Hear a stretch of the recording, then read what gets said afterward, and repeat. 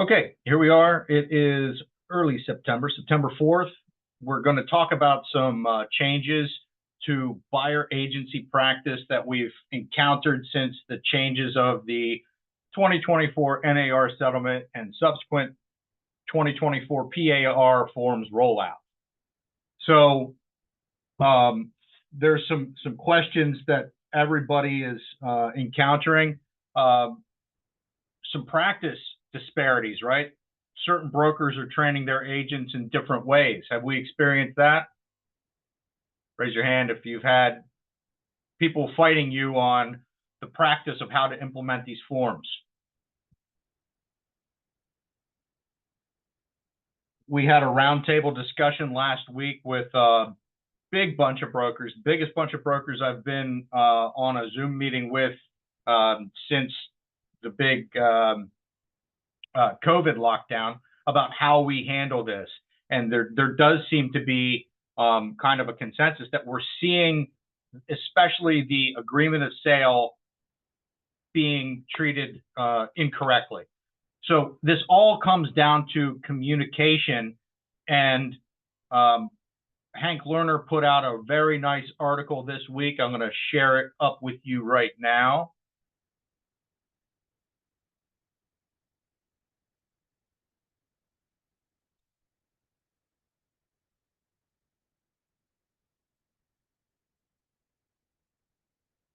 Can everybody see this thoughtful guy with his hand on his chin? And he's saying better questions equal better answers. So this is going to be emailed out to all of you with the recording for today's training, but I think it's very important to get your head around the conversation that we're having. And we need to recognize the difference between shared compensation or broker-to-broker compensation or cooperating broker compensation versus seller concessions. Okay, so early on, we started talking about the three different buckets that you as a buyer's agent can get paid from. What are the three buckets that you can get paid with as a buyer's agent today? From the seller, from the buyer, from cooperating? Correct. So the difference between from the seller and from cooperating, a lot of people aren't making that distinction. And they're just seeing a compensation coming to them as a buyer's agent from anyone other than their buyer as just commission that's given. And they're not distinguishing between direct from seller and from seller's agent.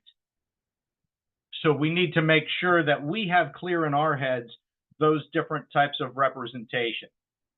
And me as a selling broker or a listing broker, I tell my seller that I work for 5%, 6%, 10%, whatever it might be. And in order to incentivize traffic, I'm going to give a portion of my compensation to that buyer's agency to share in the workload to get this across the finish line. That's an important concept that you're going to have to wrestle with and that we're going to touch on a little bit later down the road. But in the meantime, let's talk about the forms and the form changes that we are dealing with today. Okie dokie.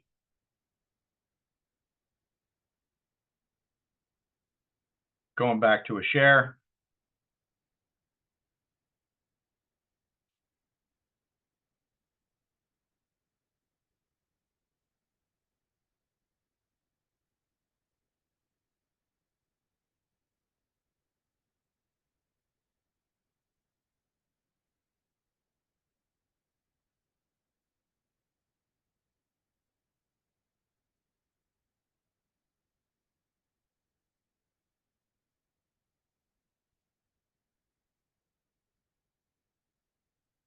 For me, it all starts with the consumer notice and communication at the very first on the different types of representation that we offer, right?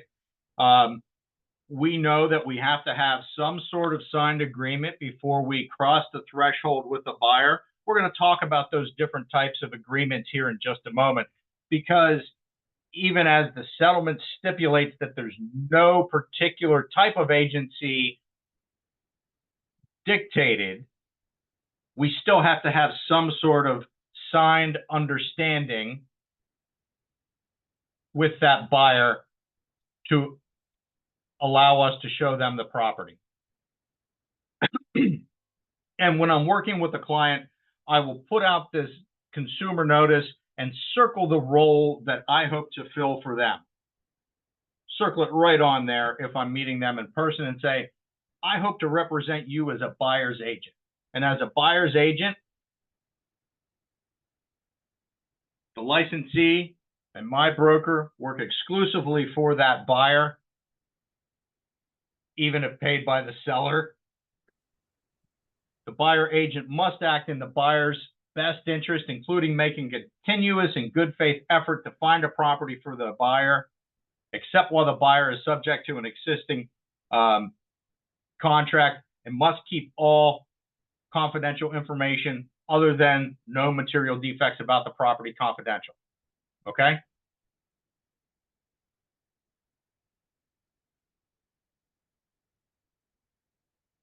The way I paraphrase that to my clients is, it's my interest to represent your best. It's my job to represent your best interest at every turn.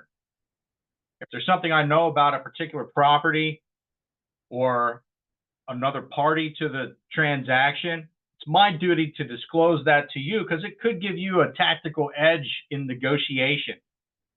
It's nobody's business but your own. If you hit a scratch-off ticket for $500,000 and money's no object to you, that's not the seller's, they have no business in knowing that. I have to be loyal to you, and I have to be obedient to you. But laying out the differences or the particulars of a fiduciary relationship are important in building the foundation of professionalism that's going to lead to a signed agency agreement. Any questions? The consumer notice hasn't changed, but do you have any questions on how you explain the consumer notice to somebody and the importance of doing it? I always start off by saying this is not a contract, but it's important enough to the legislature of the state of Pennsylvania that every consumer of real estate has to be presented one of these, so that you can understand the different roles that I can fill as a licensee in the state of Pennsylvania.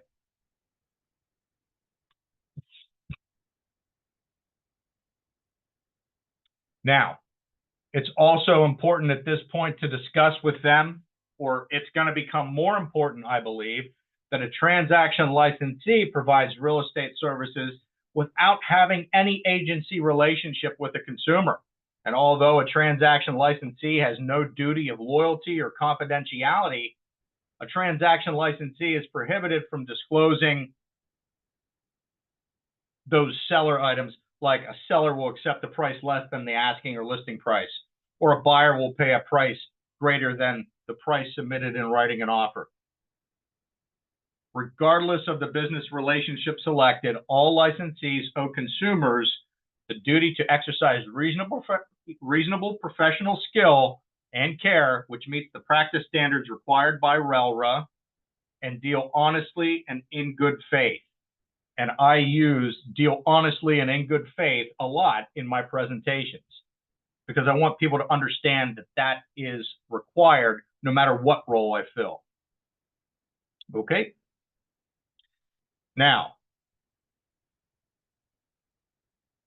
we have always, or for a very, very long time, required cooperating broker compensation agreements, not for rentals, Justin.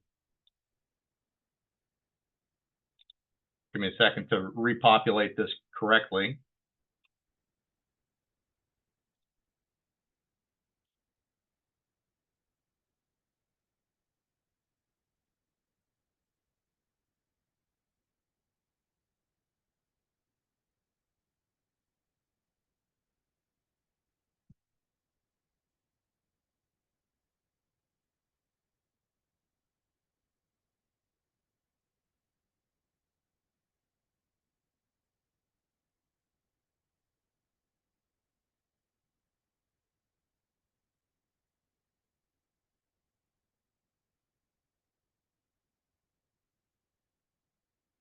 we've always required these cooperating broker compensation agreements, even though they were extra, right?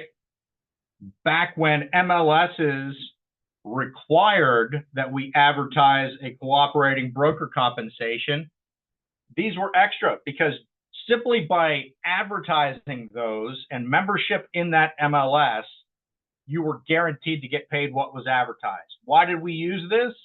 To make sure that there was a meeting of the minds and that agents and brokers were all on the same page, and that there was no confusion on what was being paid to whom, by whom.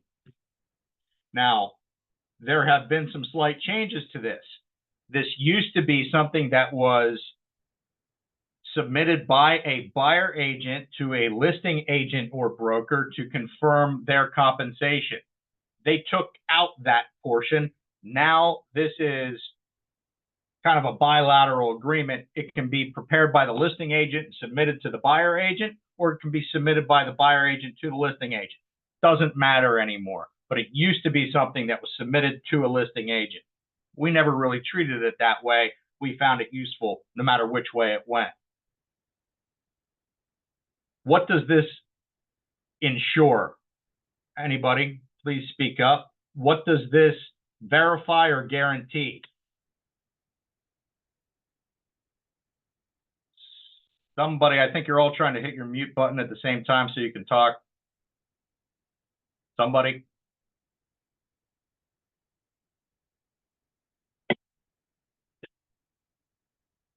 Anybody? My microphone broken? You're good, Justin. I just can't see it because I'm driving, so I can't help you. All right. Well, what's it? You get paid from broker to broker. Broker to broker compensation. That's right. Now, where does that come from? Where does broker to broker compensation come from?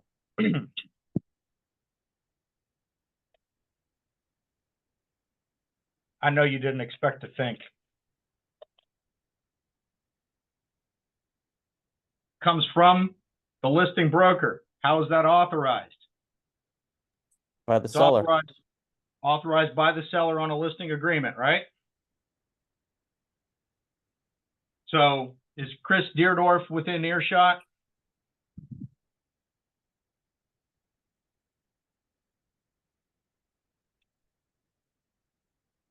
He went on a listing presentation yesterday, in which the seller said, I don't have a problem paying compensation, but I don't know that I want to pay it before I see what the offer is.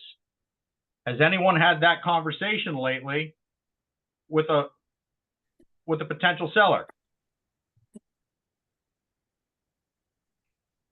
Well, since you guys are all shy today, I will tell you that it's a very common thread in conversation these days. It's imperative that you understand that the CBC is verifying information that's coming from, or money that's coming from the listing agent. Okay? Now, when you get down to the agreement of sale,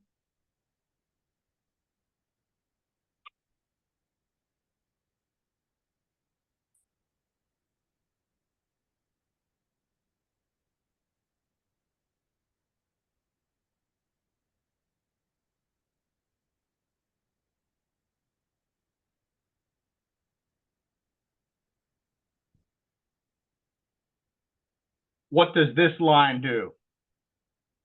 Section 3A, it says, in addition to any cooperating compensation negotiated between the brokers using the cooperative broker compensation agreement or via some other agreement, the seller will pay the following fee to the broker for the buyer on behalf of the buyer at settlement. If you're getting 3% from the buyer's or from the seller's broker, are you going to be putting something on this line? Unless you're asking for more than 3%, no. I find it highly unlikely that you would be putting something on there if you are getting a 3% from the listing broker. Okay. What we have seen a lot of listing agents do lately, even though this is a talk about buyer agency, I've seen a lot of listing agents send out a CBC for 3 or 2.5, and then accept a contract that has the same number in section 3A. So let's pretend I have a 6% listing. I've offered 3% to a buyer's agent, and there's another 3% here on this line. What does that leave me with? Well, Nothing. it gives them 6, leaves you with 3. And your seller got double dipped. Your seller's paying 3 here, plus 3 off of your listing contract.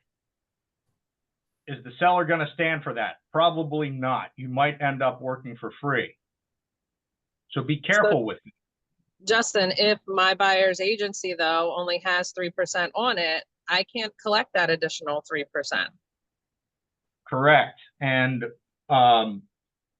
you know who's responsible for policing that? Your broker. Your broker.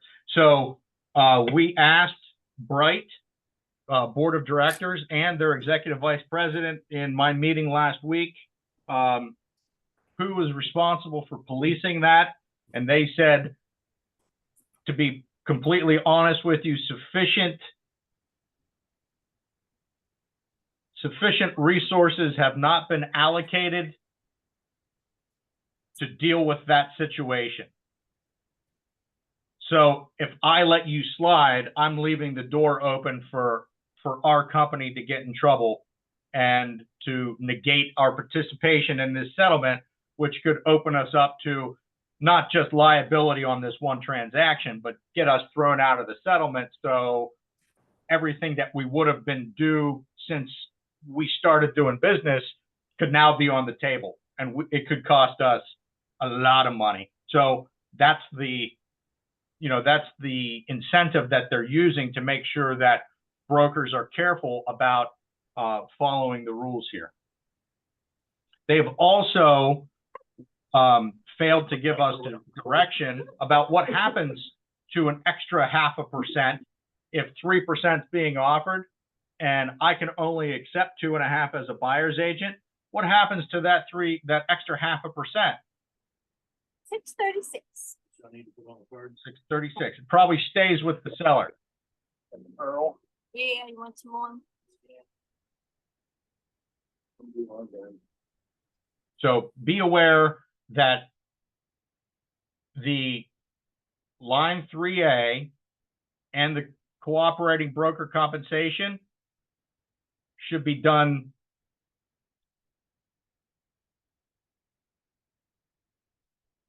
separately. They're not to agree with one another, right? This is on top of the CBC.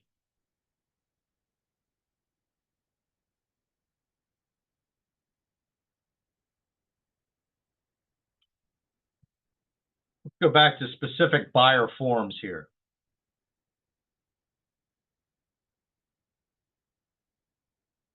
So, in my mind, the best one you can get is the exclusive buyer agency. Now, if you've got a buyer who's shopping around in multiple areas, or if you're not sure if you like them yet, you may do a lesser version, but the exclusive buyer agency is the most binding contract that you can put a buyer into. But it does have a time frame on it. The longest it can last for is 1 year. And if you find that you're making a career of this one particular client, you may want to extend that lifespan if you wish to get paid on every single property you've shown them. They were very helpful in their revisions where they said a buyer agent owes duties of loyalty and confidentiality to a buyer and must act in a buyer's best interest. If a consumer chooses to purchase property without hiring a buyer agent, that consumer will not have a real estate licensee looking out for their interests in the transaction. That brings up a question, right? What happens if they decide not to hire a licensee?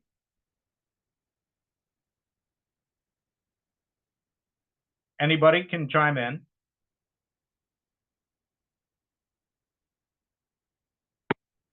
Who's writing the contract for them? Anyone?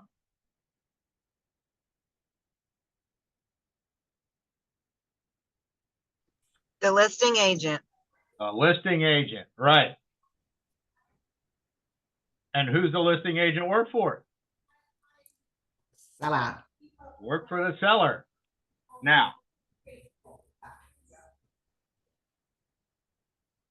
in the old days, when we listed it for 5 or 6%, and 2.5 or 3 was offered to a buyer's agent should they be participating in the transaction, right? If a buyer elected not to hire a buyer agent, who got to keep the other half of that commission? Stayed with the listing broker, the listing agent. So if the listing agent was the only agent involved, they would list it for 6%. If no buyer agent came forward and you ended up writing the deal for a buyer who was unescorted, you got the full commission.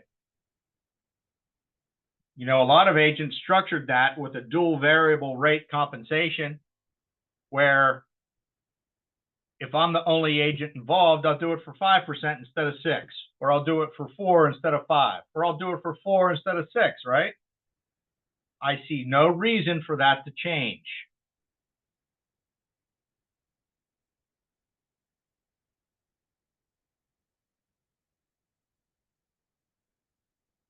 This goes further on to help you set up your script for talking with your buyers by saying that in an exclusive buyer agency contract, you agree to work with only one buyer agent for a certain time period, and that you could owe a broker's fee to this broker if you purchase a property during the contract time period. Clear as day, clearly stated. Thank you, PAR, for putting that in there. Contacting another buyer agent and using their services during the term of this contract could mean that you might owe fees to more than one broker. Has anybody gone over this new buyer agency contract with a new buyer since the changes? Yes. How'd that go? Their eyes got really big. I could see that, but they're like, nope, we want to work with you. We're fine with that. So we're not worried about having to pay 2 fees because you're our agent. And this is the clearest, most straightforward language that PAR has ever used, in my opinion. It says, do not sign this contract until you have read the entire document and discussed any questions with the agent. If you have any further questions about this contract, you can also discuss them with the agent's broker or manager. And if you have legal questions, are advised to consult a Pennsylvania real estate attorney. That adds a little bit more weight to it, trying to convey to people that this is a legally binding document. But everybody, you need to remember, this is a legally binding document both ways. And you have, according to the consumer notice, that duty to exercise reasonable and professional skill, which meets the practices and standards required by RELRA. That exclusive agency requires you to do these things, to deal honestly and in good faith, and to make a concerted, ongoing effort to find them a home, not just throw them into some database and forget about them until they want to buy a property or contact you about buying a property.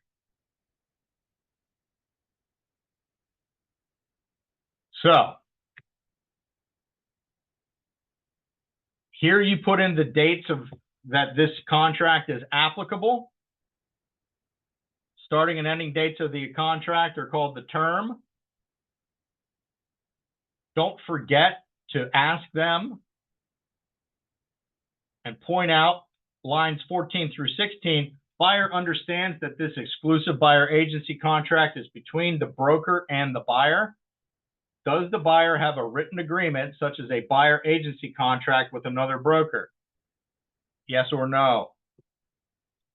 Please don't pre-fill this until you talk with them. We always assume the answer is no, but then half a dozen times a year, somebody will say, I'll get a call from another agent from an outside brokerage that says, we have a buyer agency contract with this client. And we want the client to have filled that in. We don't want an agent to have made that assumption. And, we just need to hold that client accountable by having them say, no, I don't have a relationship with another broker. Or if yes, please explain it. Yes, it's a broker in Georgia, or, whatever. So, in bold print right here, it says this contract applies to any property that the buyer chooses to purchase during the term of this contract. The buyer will not enter into a buyer agency contract with another broker that begins before the ending of this contract. Can they enter into a contract that's post-dated to begin the day after this expires? Yes, they can.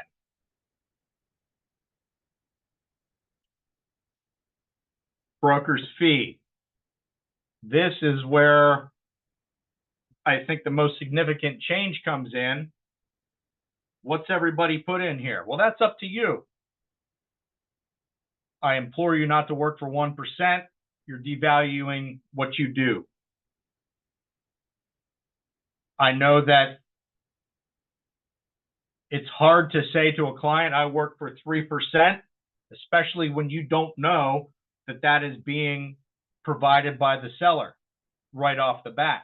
We have to get accustomed to that, and we have to get accustomed to negotiating. So I would really love to have a conversation with you guys about how you are presenting this and how you are handling objections. Is anybody willing to speak up about how they present this information?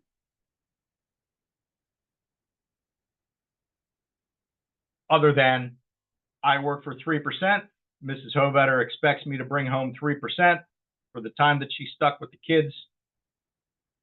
This is what I need to pay the mortgage. This is what I need to buy the groceries.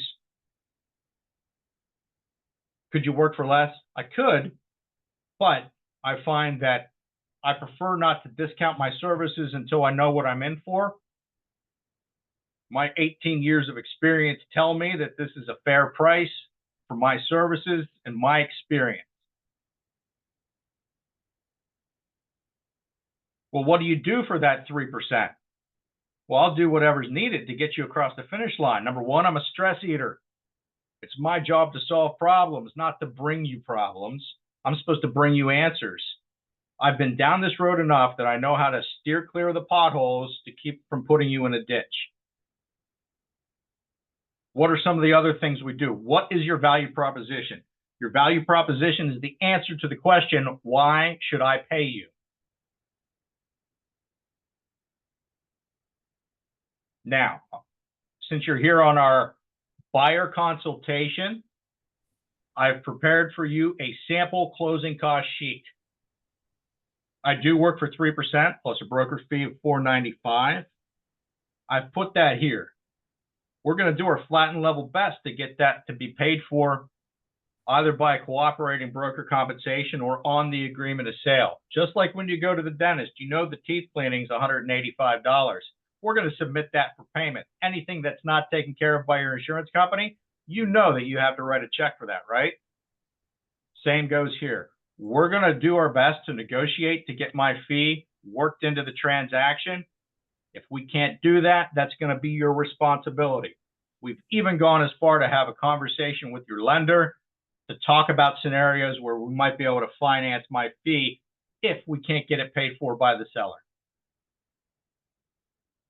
Has anybody practiced that discussion or had it in real life? Justin, I've actually described it pretty much the same way you have. Mrs. Hovetter expects you to bring home 3% Well, too? Not the hoe better part, Okay. but I mean, my expectations and what I know my value is and what I bring to the table, and even giving examples of some situations where someone had done something on their own and wish they hadn't. And, you know, you never know. You can get into a lot of pickles and just having that professional aspect. I mean, obviously, we've spent the time, the hours for not only education, but continuing education. And some of us have certifications and designations and, you know, whip out that resume. My education is a little bit different from what an attorney's education is, but mine's on the street, and it's actually in doing the job. I've had 18 years of on-the-job training. Is 3% a lot? Depends. It could cost you a lot more by not having professional representation, but in me, you have that professional representation. Attorneys, are they expensive? Yeah, unless you need them, just like a professional realtor or a professional real estate salesperson. It's more expensive to get into a house without proper guidance, where you find yourself in a very ugly situation. Those train wrecks are really expensive. We have not given any guidance yet on Section 2 regarding advance fee and retainer. I'm waiting to see how the market goes before we kind of give anyone any kind of structure or guidance on that. If anybody has any ideas or any experience or has seen that, I'm happy to talk about it. I just don't know that everybody is ready to digest this whole thing at once. I think it's better to kind of eat this elephant one bite at a time before we start getting into retainers and advance fees. Any objections to moving on past that? Thank you.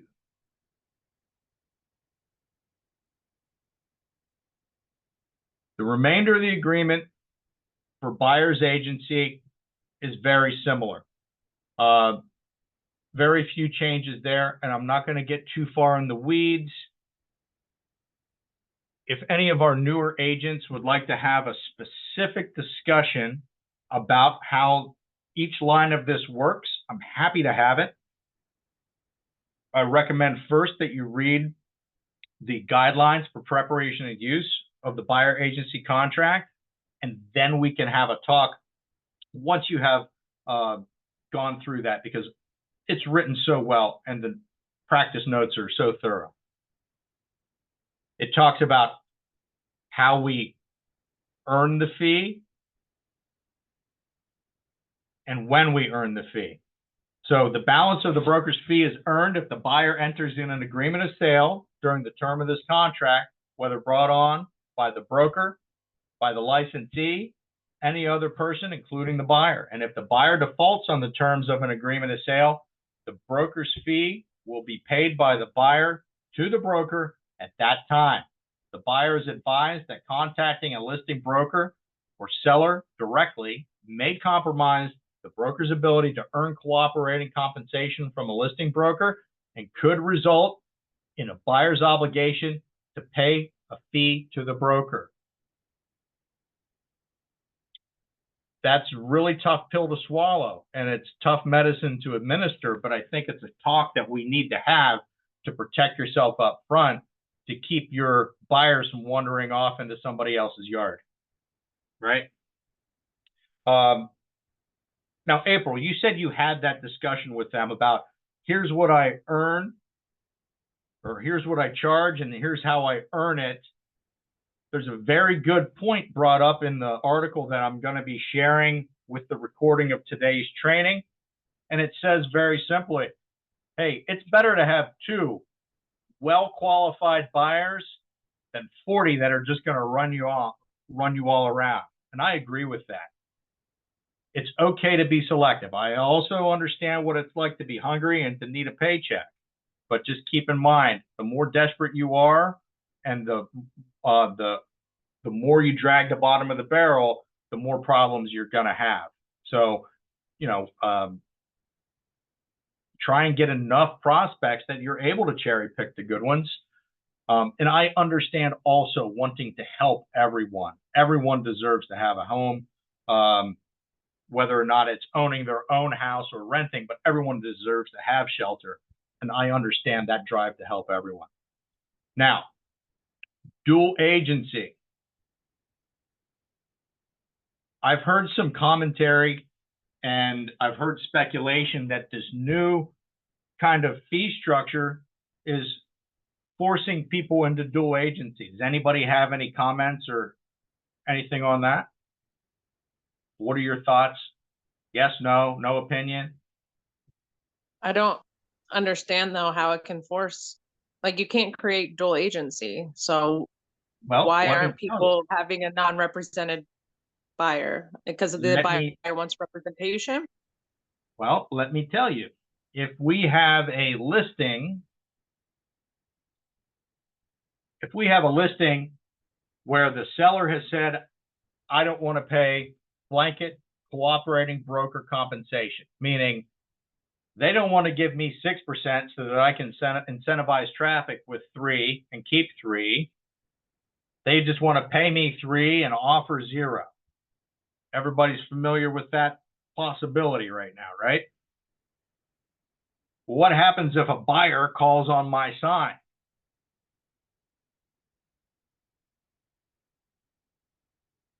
What are my options? In the old world, I would say you represent the seller. It's your job to write that contract for the buyer. You're entitled to keep the full share of the commission, maybe a little less if you've negotiated that with your seller. But it's perfectly okay to have a non-represented buyer in that situation because, as I would characterize it, it doesn't change our obligation to deal honestly and in good faith with that buyer, right? But when there's no compensation offered to that buyer, does that mean there's no work to be done on the buyer side?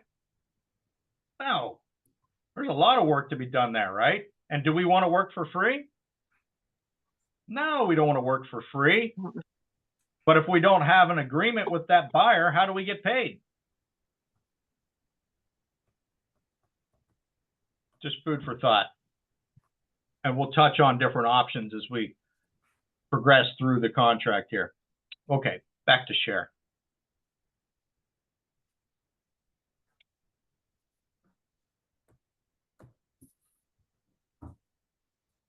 We're going to skip ahead to the non-exclusive buyer agency contract. I really like how they changed this contract. You know, I've said before that it's my new favorite. It's not necessarily my new favorite. I still love the exclusive, but I love the flexibility that the non-exclusive buyer agency contract provides for you. If you have somebody who's a little bit of gun shy, or maybe you're a little bit of gun shy with these people and you're not sure if you want to enter into a year-long contract with them because they might just be crazy, but you need an agreement to get them across the threshold, and you know, maybe they're just going to buy this $500,000 house. This is the tool for you. I mean, this non-exclusive buyer agency contract, or as people, you know, are no longer geographically anchored, right? We've got people retiring back to Pennsylvania after living 30 years in California, and they don't care as long as they're somewhere between, oh, I don't know, Allentown and Harrisburg or Philadelphia and Pittsburgh. You're not going to be effective in all that area, and they may be working with multiple agents. Can you sign them to a non-exclusive buyer agency contract and show them that cabin or show them that property while they're here? Yeah, absolutely. And it has the same language in the header there, just slightly changed, and it says in a non-exclusive buyer agency contract that you agree that you'll work with a specific buyer agent for certain properties, but that you do not have to work with them and they do not have to work with you for every property that you may be interested in. contacting another buyer agent using their services after you have been introduced to or been shown a property under the terms of this contract could mean that you might owe fees to more than one broker. This is your buyer agency script. You should digest this and know how to pitch it. Don't sign this contract until you've read the whole thing. I really want to make sure that you as a buyer understand everything. So we're going to go through this. Please let me know what questions you have, because this is a binding contract between me as a buyer's agent, you as a buyer. By the way, you have to have a signed agency, or you have to have a signed agreement before any agent can show you a property. Starting date and terms of non-exclusive buyer agency. Contract starts when signed. And the buyer and broker agree that this contract is not time limited, but applies only to the properties listed below and any other properties introduced or shown to the buyer by the broker after the signing of this contract. The old non-exclusive did not provide, but did not require a signature. It could be used as a memorandum, and it didn't guarantee you to be paid, whereas this one does. If you have somebody signed to a exclusive and somebody signed to a non-exclusive, do you have to charge them the same fees? No, you don't. You can charge on a case-by-case basis, where if I have somebody in an exclusive arrangement, I charge them $3 and $4.95. Somebody who's in a non-exclusive, I offer them far fewer services, far less follow-up, far less dedication and exclusivity, and I only charge them $2.50 and $2.95. For example, you can still charge them an advance fee retainer, and where you say, I'm going to show you these 4 properties for $250 up front. Has anybody tried to use this form yet? Okie I dokie. did. Yeah, I used it I hope I used it right, but I used it kind of like a pre-buyer agency agreement. Kind of like, we're dating, let's just see how we go, and if you like me and I like you, then we'll move further. yeah. And that's, you know, kind of how I've always pitched it, that this is the dating form for sure.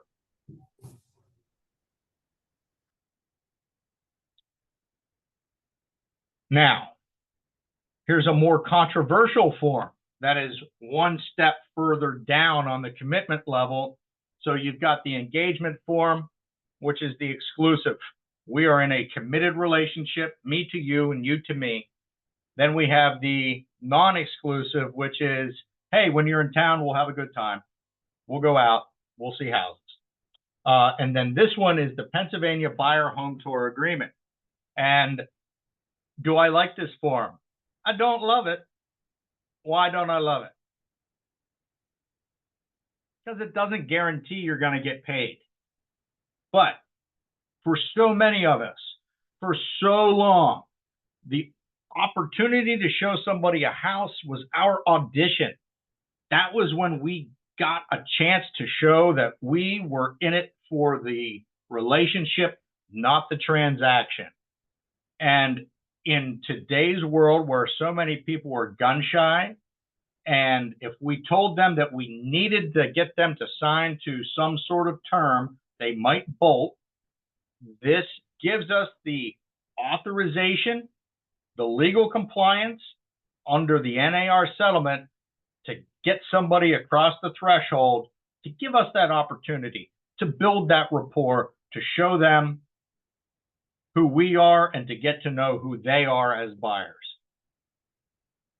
So let me show you NAR has this great website. If you haven't been there, I'm going to send you the link in the email that's going out today.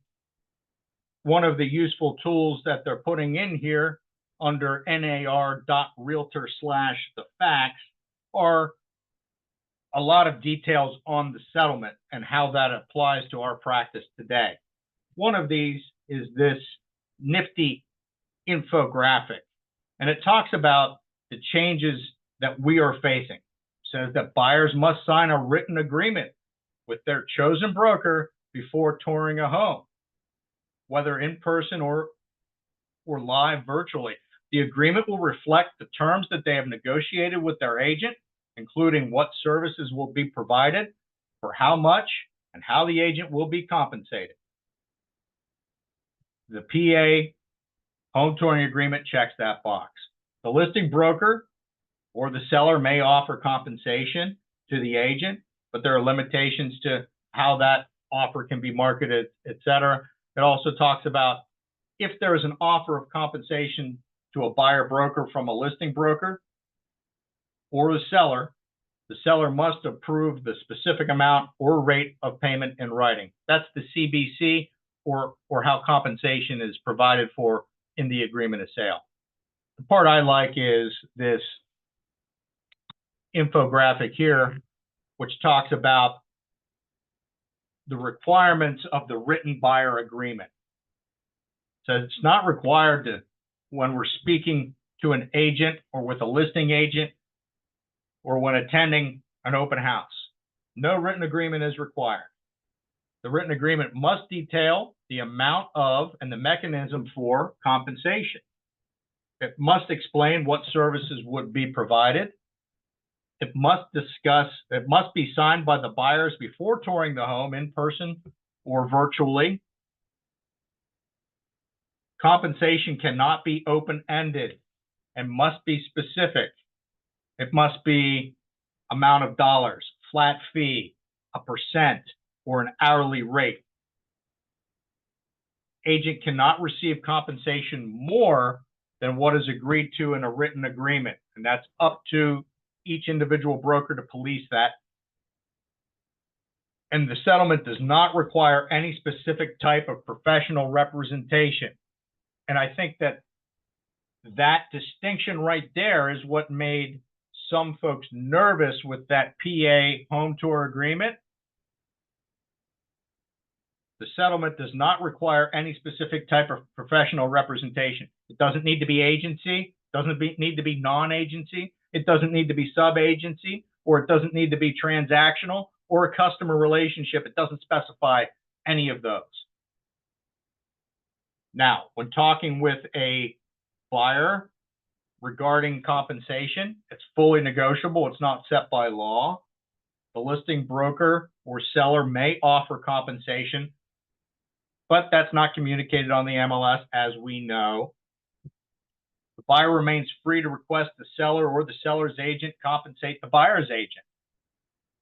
And if the seller or seller's agent does not compensate the buyer's agent, the buyer is responsible for their agent's commission based on the terms of the written agreement. The buyer must approve the specific amount or rate of that payment in writing. So, all those things we just discussed, I'm required to share with you that we are not representing you. This is a non-representation agreement. Okay? You're not required to pay us anything on the showing of this home. That's why I don't like this form. There's pros and cons with it, of course, but it does disclose what our fees would be. I'm required to share with you that it's not set by law, it is negotiable.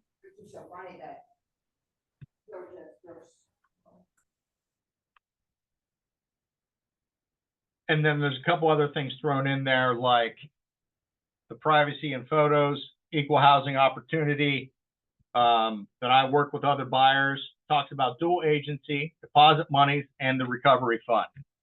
So I think it's a very well thought out form, even though the part I don't like about it is that it doesn't guarantee you to get paid. The part I do like about it, it's a good first date form to get you in the door. where I used to give people a ride for free for one time. Heck, I used to show people properties all the time without a buyer agency. That's what this is. This meets the letter of the law in the settlement, gets us compliant, and gets you information. Any questions on that? Okay. Transaction licensee contract. I'm not just teaching you the stuff I like, I'm teaching you the stuff that you need to know. Transactions licensee contract. If you find yourself in a situation where you are the listing agent and the seller will not pay you additional for representing a buyer, this may be a method for you to collect a fee on that transaction without representing the buyer. This does not form an agency relationship.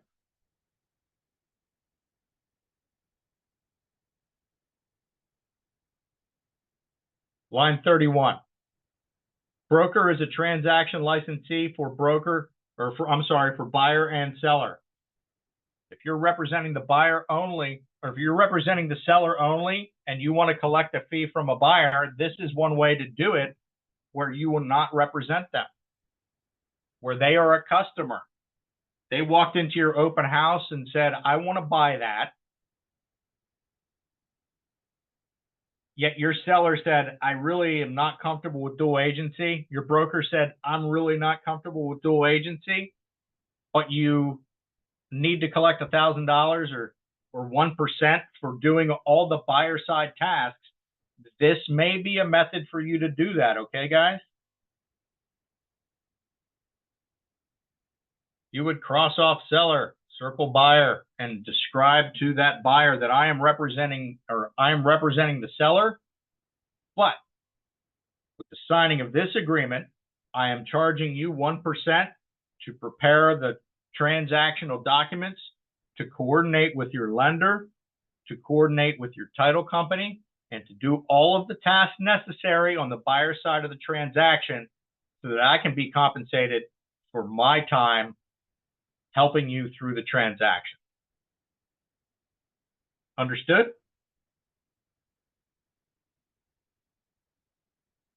I have never offered this guidance before. I'm trying to be creative and giving you methods that you can represent your seller and get paid for helping a buyer through a transaction on your listing, if and only if no compensation is offered on the buyer side of the transaction from your seller. Okay?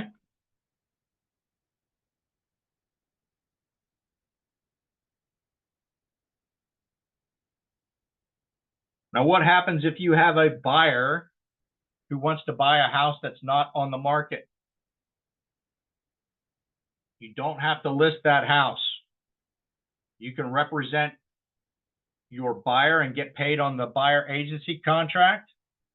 You can fill out the agreement of sale and get paid on the contract itself, or you can use a broker's fee agreement and ask that the seller pay you directly even before you submit the offer. So this is specifically for properties not listed with a broker. And if you want to find out, you want to verify, hey, I'd like to show this property. Would you pay me 3% if we can work out a deal? Give them this, they'll sign this. You can submit an offer later and work out the kinks, or you can submit the offer with that offer of compensation right in it.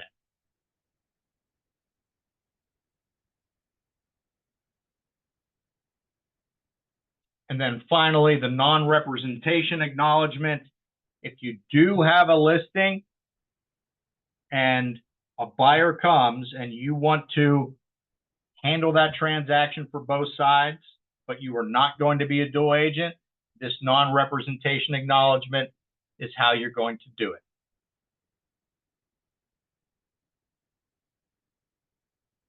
We're going to reiterate here on the standard agreement of sale. If I have a 3% buyer agency contract and I call Cindy, I haven't shown the property yet. Cindy, ring, ring. Can you hear me, Cindy? Yeah, I can now. Sorry. Hello? Hey, Cindy, I want to show your house over there by Moreland. Oh, God. You offering any co-broke on that? Actually, the seller would prefer not to. However, she's open to negotiating. Sounds great. So I'll just put it in the contract. Sound good? You can try it. Okay. All right. Well, so I'm gonna call my client, Joe. Joe, you there? I'm calling you, Joe. Joe, can you hear me? I'm here. All right, Joe, you're my client. I'm showing you Cindy's property over on Moreland. I called to ask if they're offering any cooperating broker compensation. She said that she'd prefer not to. I asked if, you know, I told her we put it right into the contract and make that offer. She said we could give it a try. So what do you say? Do you want to take a run at this one? It really is going to depend on the house. Okay. How badly Well, I want that property. sounds good. Let's go check it out. And we'll talk more. We'll talk turkey whenever we see if you like it. And if you do, and we submit an offer, we'll try and get it paid by them. If they're not willing to subsidize my buyer agency fee, then it's just going to show up as a cost on the sheet. So when do you want me to set up that showing? And we could, it really all depends on that property, because if I know I'm paying for it, I have to consider that in my offer. If I'm paying, Absolutely. because I just had the situation where my buyer was paying cash. Yep. And they had more money than the seller. So there was no way the seller was going to offer anything. So how'd you work it out? Well, I explained to my buyer that we were up against multiple offers, and the agent was looking for and the seller was looking for the best net. So Yep. it was in their best interest to pay my fee, because if I was trying to include it in the price we were offering, we were just competing against ourselves. Absolutely. Driving up the price of the house, and I'm driving up the transfer fees on the final dollar amount. Absolutely. And they were more 100%. than happy to say, you know what, you're right. Well, I'll pay your fee and let's have the best competitive offer. Yep. And we've had agents competing on that basis for years to put their clients ahead of the pack. It works especially well in a cash situation. Like you said, I mean, it makes no difference whether you drive up the cost of the house or just pay it on the buyer agency. It winds up net. It actually is cheaper for the buyer client. Right. But now if that house has been on the market for 45 days and I know there's no other offer, then I'm definitely going to work it into, hey, look, this house has been sitting here for 45 days. How bad do you want to sell it? So Sure. then I would work with them to try to get it covered. Anybody have a cash buyer ever say, all right, they're asking 200, I'll offer them 200, but I want seller help of 3%. Right? Did you ever have a cash buyer try and get seller help? Well, it happens, and it doesn't make sense. They might as well just leave it off, keep the offer clean, and pay their own way, at settlement. And that's how it is for commission as well, in my mind. So Justin, I have a question about that then. In like Joe's situation, if he had called and they said, yeah, we're offering a co-broke of 5 donuts,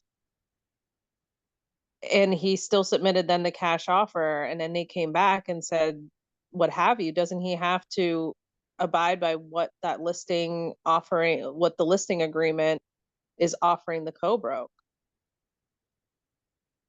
So if there was a co-broke offered and he wanted to set his client ahead by offering to not take the buyer agency commission? Well, right. I mean, to obviously incentivize his offer, but the way he explained it, it almost seemed like, maybe the agent had found out, hey, I have a cash buyer, are you offering a co-broke? And, if that savvy agent was like, well, if it's cash, my client isn't going to offer any type of co-broke. However, from what I And understand Are is you whatever, speculating, that somebody's playing dirty pool here and trying to keep the whole commission on the listing side? not necessarily that, but I'm just getting around the fact of making sure that listing agents understand that if they have a listing agreement in place and it says 5 donuts, whatever, that we still have to communicate that. We can't say, oh, now your offer is XYZ. I want to help my fiduciary duty is with my seller. We're not you're- going to offer a co-broke now. No, You can't go against. if you have a co-broke authorized in your listing agreement, you have to disclose that. Right. And there's If- some agents that I don't believe are doing that. I believe they're like, just write it in the offer, just bring it. I don't have to tell you what they're offering. But I'm like, but you do. You do. And if you speculate that somebody's playing dirty pool, that is worth a phone call to the MLS. They will reach out to the broker and request a copy of that listing contract to verify the terms. Okay. That's how that works. So if somebody calls you and says, or you call somebody and say, if you call an agent and say, I would like to show your property, are you offering any cooperating broker compensation? Cindy's like, I know he has a cash buyer. Actually, no, Justin, I'm not offering.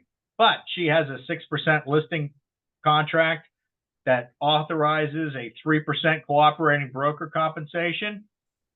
She's in the wrong. She has to extend that offer when questioned. Okay. I haven't had that yet, April. I haven't Well- heard of anybody doing that. That's really. I mean, that's haven't really- had anyone specifically do it to me yet. Pretty much everybody has been playing ball, but I had actually went to I think it was an info session about the new forms with Gary Muccio and Sylvia Hess, I think. And anyway, now they may have new guidance since now we are in full throttle, but a lot of agents in there were saying that their brokers were telling them not to share that information, that they should just bring their offer and let the seller decide. And I'm like, I don't know that that's right, because if you have an agreement and you're offering some type of co-broke compensation, like you need to be clear on that. You can't just hide it now. Right. Cooperating broker compensation has to be disclosed.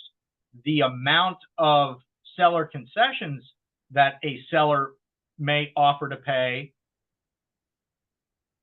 that has to be a discussion with you and your seller, because that's on the listing side. And that'll be next month's talk, is how do we handle that on the seller side? How do we handle that when we take the listing? Well, let me ask you this then, Justin. If you have a seller who literally is like, I'm not going to offer anything. Let's just see what happens. So I put 0 in my listing agreement, and we just see what happens with the offers and how buyers want to work it. And if, she might be open to maybe negotiating that through the offer. I don't know. It just depends. Yeah. And It's that's so happened to me. vague, but that's how she wants it. And that's happened to me, and it worked out just fine. All right. We had 4 offers. Everybody made an offer, a request for compensation. The seller chose the terms that were best to them. The buyer agent got paid, and everybody in the end was happy. Okay. So just be very careful on this. Verify whether there's a CBC up front.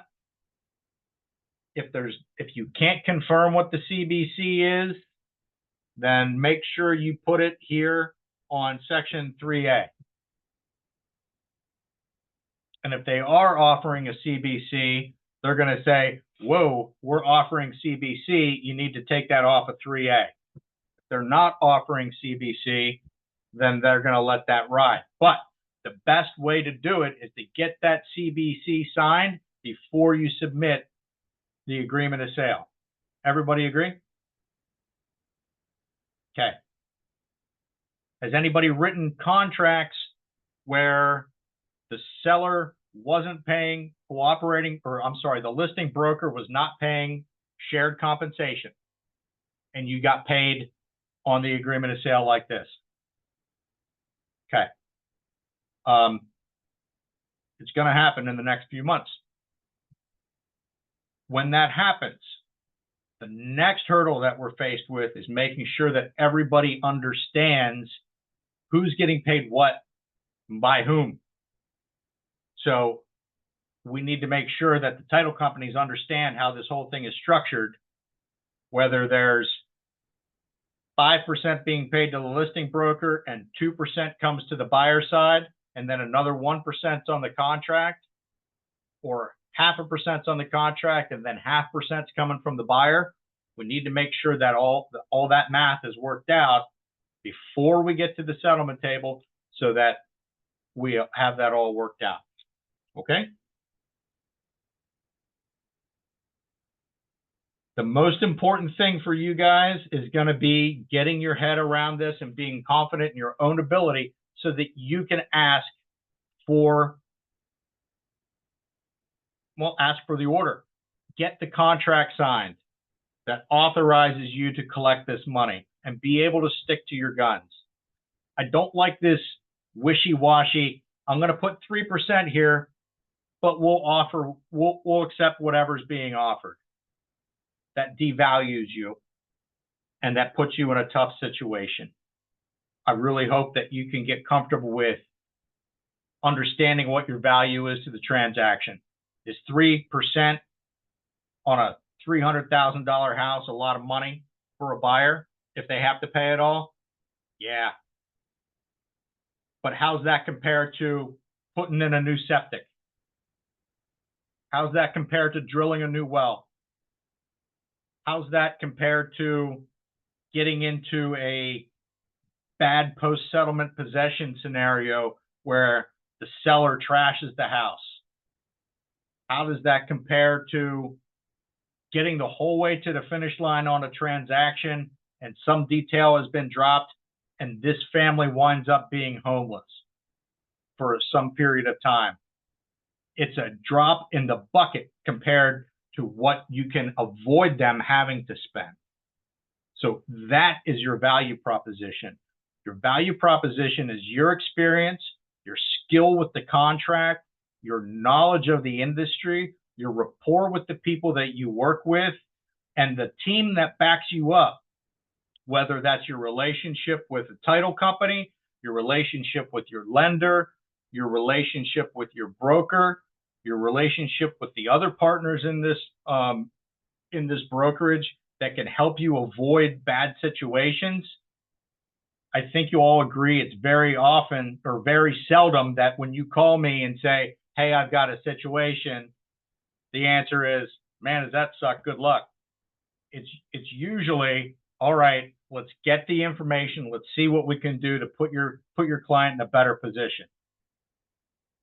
Sometimes the answer is, I'm sorry, that sucks. Good luck. But we'll work it out. So that is the value that you bring to it. Like when you go to a restaurant, you're not just ordering the steak. You're paying for the lights, you're paying for the plates, you're paying for the piano music. That's what you get here. It's not just you that's getting paid on that contract. It's all of the resources that you bring to that transaction. So don't forget it. You may be able to devalue yourself by accepting 1%, but don't put me in that bucket, right? We're worth more than that, every one of you. So any other particular questions on these buyer agency forms right now? I really hope that we can be a little bit more active on future trainings. I'd love to see your faces. I'd love to hear your voices. I want some of your experiences because everybody takes away a little bit more whenever we share. So thank you, Cindy. Thank you, Joe. Thank you, April. And well, the rest of you, I look forward to hearing your beautiful voices and seeing your faces next time we get together. Thanks.